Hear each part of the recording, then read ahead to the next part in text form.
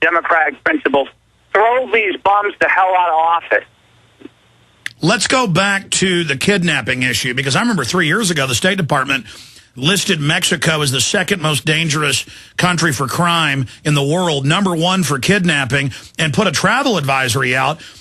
Parents are still sending their high school graduate kids down to Mexico. Even the resort towns are getting hellishly dangerous. And so for people that do know about how dangerous Mexico is, I don't think they realize that South Texas and areas of Arizona are as dangerous statistically. Can you speak to the kidnapping? Yeah, the kidnapping is largely targeted to the illegal. And this is where these people, what's so ironic is all these same people that, like Jack Harris, the police chief of Phoenix, and all these other people who have loved to preside over sanctuary cities, they're saying that, well, if we enforce the law, that there's going to be suppressed reporting by these illegals. And that's absolutely false. Not only because we're the kidnap capital, because none of their policies in the past have worked, but the fact that their culture they come from, they don't call the police. They handle things on their own because the police are corrupt down there. Well, that's common sense. That's common sense. If they let the murderers and rapists and kidnappers go, these illegal communities are scared to death. And of course, I mean, that's common sense that this causes crime to increase. Right. Absolutely.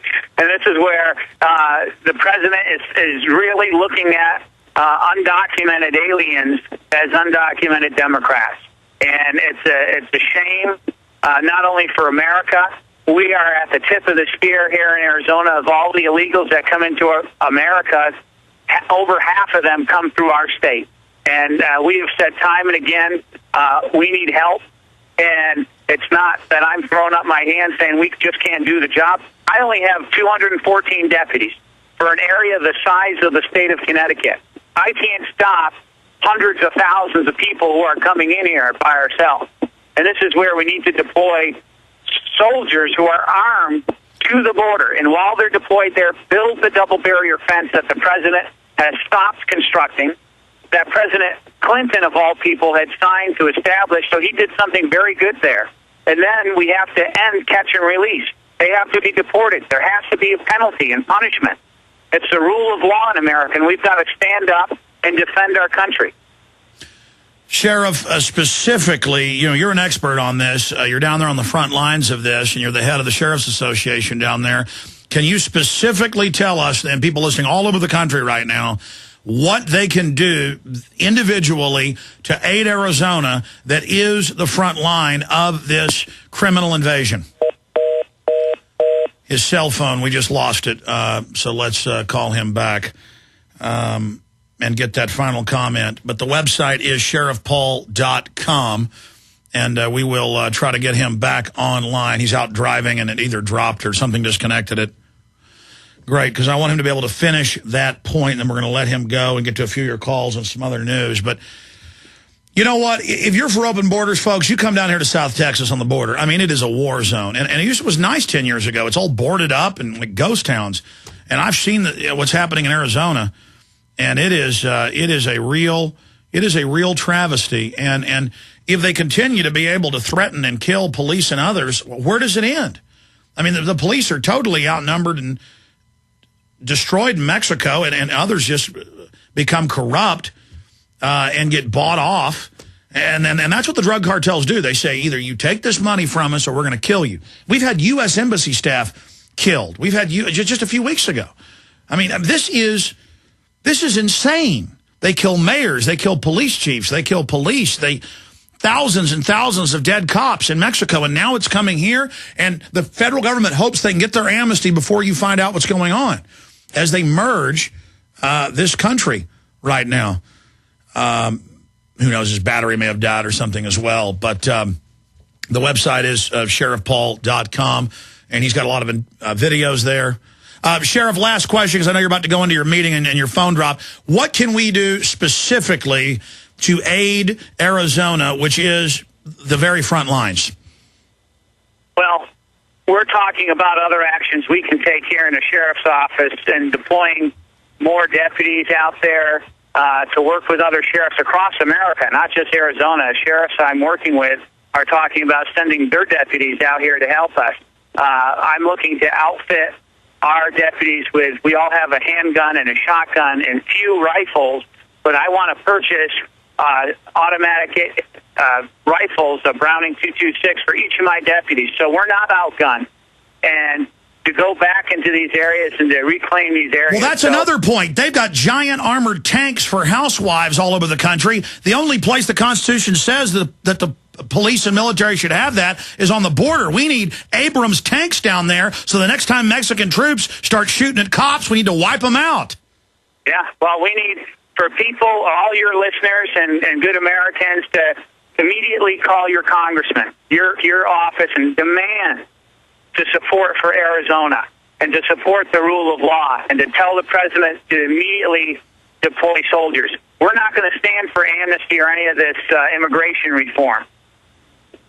Well, I mean, you're outgunned by Mexican troops. I know the counties on the border routinely get shot at by Mexican troops. I mean, this is outrageous.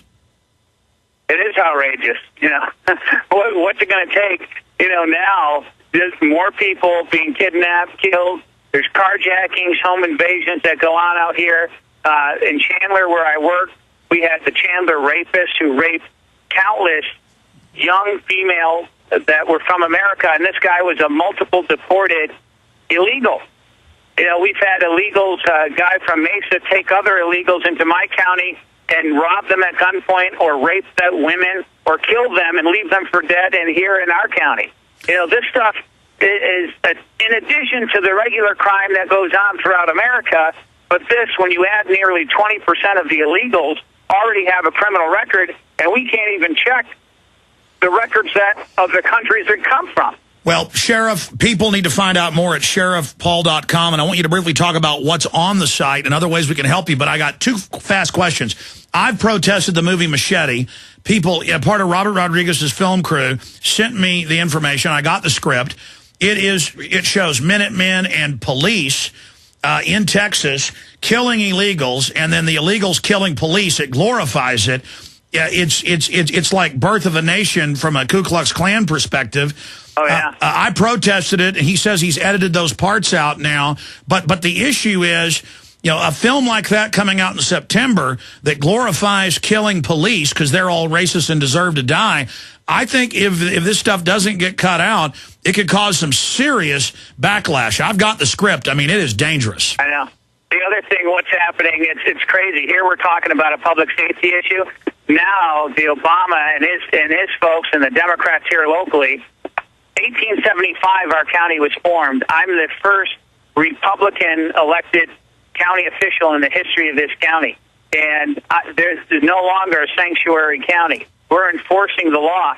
These people are already, I'm not up for re-election in 2012, but they're organizing against me, starting to raise money, recruiting candidates. So even this early, I've got to become strong and raise money and do all that in order to be prepared to fight off these people who want to take me out. Well, this is a mafia. People are trying to put a green light on me to take me out from the Mexican cartel.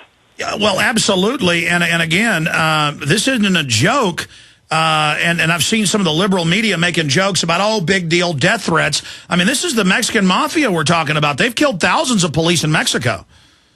Right in broad daylight. Just, what was it, a week and a half, 2 weeks ago now, there was a new police chief, a young police chief in Rocky Point, which is an American resort area that a lot of our people go to, and they, right in a busy street, in the middle of an evening, they riddled his whole truck, him and his bodyguard, and surprisingly, the police chief lived. He's got like 6 bullet holes in him.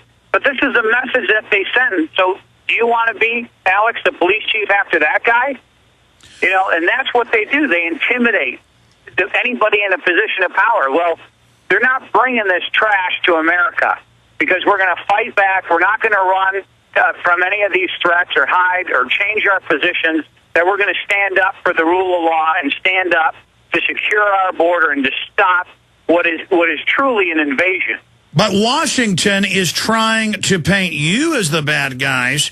And I'm telling you, if they end up killing you or somebody else, it's going to be the Alamo, and it's going to be, remember, Sheriff Babeu, it's going to be remember all these ranchers and people that have been killed, and God forbid that happens, but if you turn into the Colonel Travis of 2010, 2011, I mean, this is serious business, and it just shows how horrible things have gotten. Lastly, what do you think of Sheriff Richard Mack saying, not only should we take back our states, we should take back the sheriff's departments and get patriots in there that understand their true constitutional power?